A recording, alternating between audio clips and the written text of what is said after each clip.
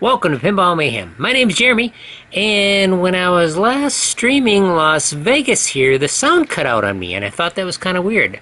I thought, maybe the speaker went to crap, because it's, pretty harsh tones and it's a little crappy speaker, and I had replaced the speaker, but it was a used one, so I put another one in, and it still wasn't working right. Let me show you what it was doing, and I'll go through my procedures, and I'll show you how I fixed it.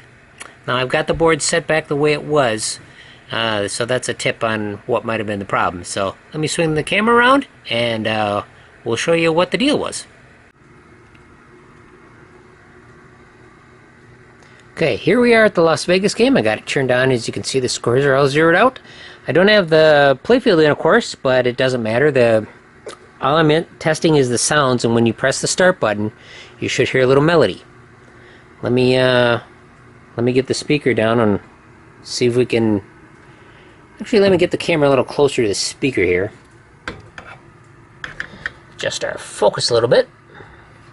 We don't need this clip on here anymore. That was just for testing purposes. Alright, let me hit her. That's all she did. But what I think it's doing is I think it's actually playing the whole tune. It's just all in one blurb. And there's nothing obvious on the circuit board here. It's like, boy, what's the deal? So my next course of attack was to go back over here to the good old schematic, and I'm super happy that I have access to this schematic. Otherwise, I would probably be completely lost. But let's see if we got a good focus here, and we don't. There we go. All right, so this is the speaker. This is the very basic amplifier. This is the volume switch. I thought I might have had a problem with the volume switch, but I checked this out, and I've got this handy-dandy little amplifier that I modified with a couple leads. So what I did was I disconnected the wire here, and I hooked up my own amplifier, just basically eliminating this. And then I knew it was somewhere else. I was like, man, I hope the main chip wasn't bad, because that's a custom spider chip, you never find another one. Custom programmed from 1977 or 78, whenever it was. So then I was looking, and it's like, I remember something. And then there's this little text right here. Get this focused in for you.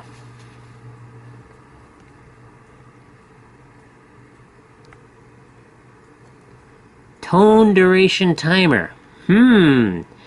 That got me thinking. So I spent a whole bunch of time working on this thing. And I got out my logic probe, and I could see a pulse in, but I couldn't see a pulse out on my logic probe, which doesn't mean a whole lot. And I even tried swapping this out. I found one of these 555 timers on an old Bally board I had. No change. So then I got to looking down here. Because if you follow the in and outs or whatever, they all kind of interface with this chip. And then it goes into the main processor chip. So the last thing I tried today was this chip, because I worked on another board that had this chip burned out from the coil voltage going into the lamps. Or something like that. And this chip was burned out on that board. So I bought two. And I said, you know what, I'll give it a shot. And lo and behold, it fixed my board. So something in here, even though when I was playing the game it seemed like all the switches were working, one segment of this was bad. So let's go back over. We'll swap the chip out real quick, and we'll give her another test. Alright, let's see here.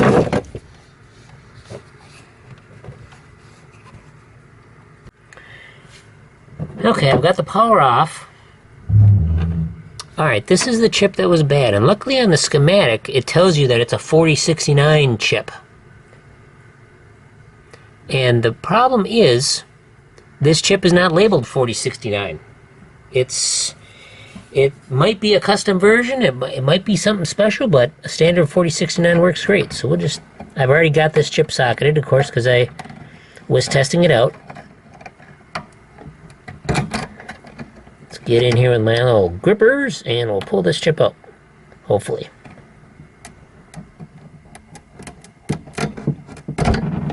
Alright. I will do a close-up of this chip here. Here is the replacement chip, which is labeled a CD4069 UBE, made by Texas Instruments. I got it from Mauser. And we'll just insert it in here. Support the board underneath. There we go. We'll turn the power back on. And we'll hit the start button. That is loud. Alright, so I am quite happy that that worked. I'm also happy that I bought some extra components because that chip is only, you know, a couple bucks at the most. I don't even remember what it was.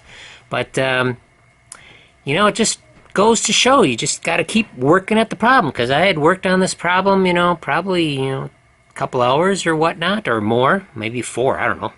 But it's just kind of getting me down. And it's like I just kind of worked through the process, worked through each step, tested the components to the best of my ability, and got it fixed. So I'm really happy. If you got any questions, let me know. Otherwise, thank you very much for watching. Check us out on Facebook and Twitch, and have yourself a great day. But another thing I wanted to say is we are partially sponsored by This Week in Pinball. Go check them out. And check out their website, thisweekinpinball.com. Alright, let's keep going. Let's do another game. Ian's putting on some railroad cars, and he will join us in a bit. Alright.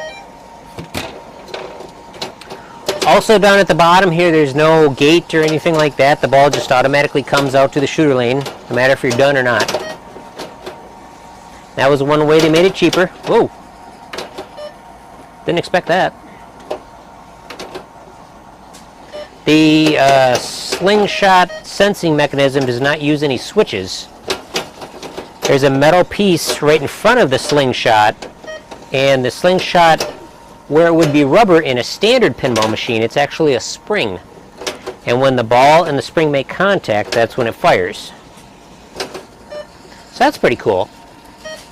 And then on the pop bumpers, it doesn't use a skirt like it does in a standard machine. It uses a flat metal ring below it, and it's the same deal. When the ball connects the metal circuit to the ring around the pop bumper, it activates. Works really good. Probably wouldn't work too great on a industrial machine, because it would get dirty real quick and not make very good contact, but works good on this thing. Ooh, extra ball! Woohoo! And jackpot, as it says. Now my next task is to try to get all the stand-ups in the back, but they are very well guarded by those posts between them. And this game only has one out lane on the right-hand side. So you can drain there, and you can drain between the flippers, and that's it. Nice. Extra ball. All right.